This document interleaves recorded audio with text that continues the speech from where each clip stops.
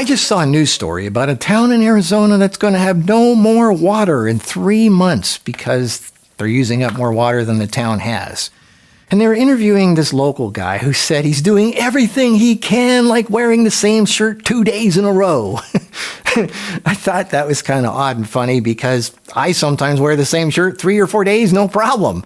And then I saw a YouTuber saying how they wanted to wear a particular shirt for the video they were doing, but they couldn't because they wore it the day before, and they couldn't wear it today because of sweaty pits. Like that's just some normal thing that people have.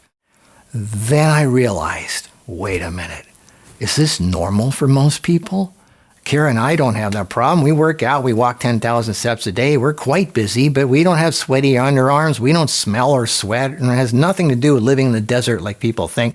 Because Las Vegas actually has more humidity than most people think, with all the swimming pools and golf courses and lakes and all that. We also lived in humid Florida and Kentucky and San Francisco, and we can wear the same clothes for almost a week if we wanted to. So what's the difference?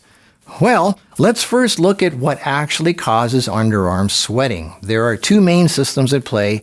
One is obviously temperature regulation, which is managed by the eccrine glands, and the other is stress stimulation and hormones, which activates the apocrine glands. So what causes the body to overheat? Well, two big ones are obviously being overweight and inflammation. Well, what causes inflammation? You should know this. Insulin spikes from refined carbs, sugar, alcohol, bread, pasta, pizza, cookies. This is where everybody's groaning, right? Pastries, high sugar fruit juice, fried food, soda, coffee. You know the drill. Being vegan doesn't mean healthy, right? Contrary to what people think, sitting all day actually makes your underarms sweat more than if you were actually active all day. How healthy you are has a lot to do with it. And healthy has a lot more than just what you eat or drink. You know, your nervous system plays a big part of it. Stress and anxiety, lack of sleep, too much adrenal burnout. You know, again, physical activity is a big part of it. People who work out and walk a lot and are a lot more physical, and they can handle stress a lot better than people who just sit all day. Now, I know a lot of middle-aged women are going to say hormones and menopause have a lot to do with it. Well, yeah and no. You know, remember, Kara doesn't have this problem. She's in her 50s. So what's the difference? Yes, estrogen does drop during menopause, and the ovaries stop making estrogen because the ability to make babies is no longer needed. And estrogen affects temperature regulation, which is why many women have hot flashes and night sweats and sweaty pits, and they think HRT is the answer. Well, why was this not a problem 100 years ago? Why is it not a problem in other countries? Because when the ovaries shut down, the adrenals take over producing estrogen if you're healthy. But what do most people do? They drink coffee. And what does coffee do? It burns out the adrenals. Then there's also the thyroid, which helps with temperature regulation. But high-carb, low-fat diets, which women do because they think that's how they stay thin, but it actually doesn't make you lose weight. It does the opposite.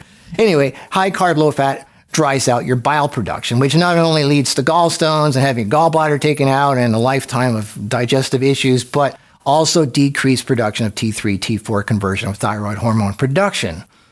So your daily choices don't just affect what you see in the mirror, like overweight and wrinkles and all that. It affects your laundry and ultimately how much water the world uses, and available fresh water is quickly running out everywhere. If we could just cut our laundry in half because we don't sweat as much, we would actually be helping save the world if you think about it. You can't get rid of all the stress and anxiety in your life, I know, but you can help how well you can handle it. You know, cut down on the coffee and the alcohol and the sugar and the refined carbs. Move your body more. Go for 3 20-minute walks every day. Work out, not for you women also, not for muscles, but for your healthier bones, stronger bones, stress relief, better blood sugar control, better mood, better sleep, less sweaty pits, and saving the world's water supply. Think of it that way.